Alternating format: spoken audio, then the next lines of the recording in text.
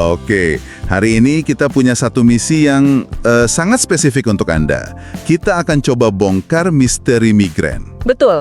Dan kita akan membuatnya jadi sesederhana mungkin, seolah-olah Anda bisa menjelaskannya kembali ke teman atau katakanlah anak umur 12 tahun. Nah, pendekatan itu cerdas sekali.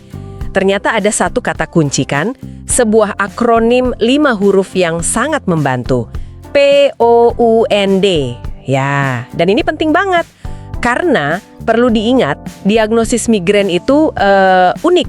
Unik bagaimana maksudnya? Tidak ada tes darah atau hasil scan yang bisa langsung bilang, oh ini migrain. Diagnosisnya itu lahir dari cerita Anda. Dari apa yang kita rasakan dan ceritakan ke dokter. Tepat. Jadi punya kerangka seperti pound ini bisa jadi alat yang sangat ampuh. Oke, mari kita mulai.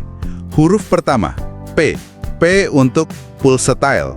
Ini maksudnya berdenyut gitu ya, kayak ada detak jantung kecil di dalam kepala. Anda langsung menangkap intinya. Berdenyut atau throbbing itu kata yang paling sering dipakai pasien. Dan itu sinyal pertama yang kuat banget. Ini langsung beda dari sakit kepala tegang yang rasanya lebih kayak ada ikatan kencang di kepala. Bukan denyutan duk-duk-duk gitu ya? Bukan, yang ini ada ritmenya. Oke, jadi kualitas nyerinya spesifik. Nah, sekarang durasinya. Ini membawa kita ke huruf kedua, O, untuk one day duration. Ini bukan berarti harus pas 24 jam kan? Benar sekali, istilah one day itu lebih sebagai penanda kalau durasinya signifikan. Iya. Secara klinis, serangannya itu antara 4 sampai 72 jam kalau tidak diobati. Wow, lama juga ya? Iya, jadi ini bukan sakit kepala yang hilang sejam setelah minum obat biasa. Kalau durasinya kurang dari 4 jam atau lebih dari 72 jam, itu jadi catatan khusus buat dokter. Poin yang bagus. Jadi, P untuk berdenyut, O untuk durasi panjang, sekarang U, unilateral. Artinya di satu sisi. Ini juga pembeda yang penting ya? Sangat penting. Unilateral itu artinya rasa sakitnya dominan di satu sisi. Bisa kiri saja atau kanan saja. Walaupun bisa pindah di serangan berikutnya. Betul, bisa pindah. Tapi dalam satu episode serangan, fokusnya di satu titik. Beda lagi sama sakit kepala tegang yang rasanya menyebar di kedua sisi. Oke, berdenyut, lama, satu sisi, rasanya sudah cukup parah ya. Tapi ada lagi, N untuk nausea atau mual. Kok bisa sakit kepala bikin mual? Nah, ini menunjukkan betapa hebatnya, badai saraf yang terjadi di otak. Sinyal sakit yang begitu kuat bisa memicu pusat mual di otak. Makanya sering datang sepaket. Sakit kepala plus perut yang rasanya diaduk-aduk. Bahkan bisa sampai muntah. Bisa. Mual ini adalah tanda jelas bahwa ini bukan sekedar sakit kepala biasa.